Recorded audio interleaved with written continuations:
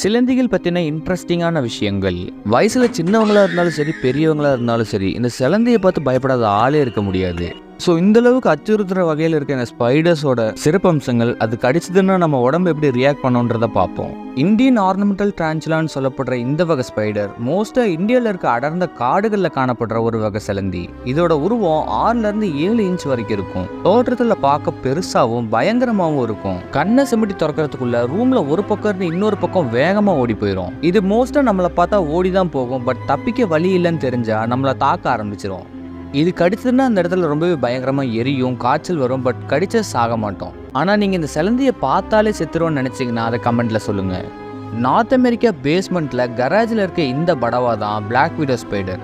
ஏன்னா இந்த சிலந்தியோட விஷத்தில் தான் உலகத்திலேயே எந்த சிலந்திக்குமே இல்லாத அளவுக்கான பயங்கரமான விஷம் உள்ள நியூரோடாக்சின்ஸ் இருக்குது. இது கடிச்ச உடனே வலி தெரியாது. பட் 1 மணி நேரத்தில் வயிறு வலி, நெஞ்சு வலி, மூச்சு விட சிரமம்னு ஆளையே முடிக்கிற அளவுக்கு போயிடும். பிரசிலியன் வாண்டரிங் ஸ்பைடர்ன்ற இந்த அமெரிக்காவை சேர்ந்த இந்த பையன் பார்க்கறதுக்கே 6 இன்ச்லேருந்து 7 இன்ச் வரைக்கும் இருப்பான். இது பார்க்கவே ரொம்பவே ஆக்ரோஷமாக இருக்கும். இது மற்ற ஸ்பைடர்ஸ் மாதிரி வலையெல்லாம் போட்டு கூடரெல்லாம் கட்டாது. நைட்டு வேட்டைக்கு கிளம்பிடும். இது அதிகமாக வாழ்கிற இடம்னு பார்த்தா வாழை மரம், பெட்டுக்கு அடியிலையும் தான் இருக்கும். இது கடிச்சதுன்னா நமக்கு வலிப்பு ஏற்படும், பயங்கரமான வலியும் ஏற்படும். ஆனால் இந்த வகை சிலந்தி கடிக்கிறதுனால வர போனஸ்னா, இது கடிச்சு ரொம்ப நேரத்துக்கு நமக்கு எரெக்ஷன் இருக்கும். என்ன தொங்கிருச்சு?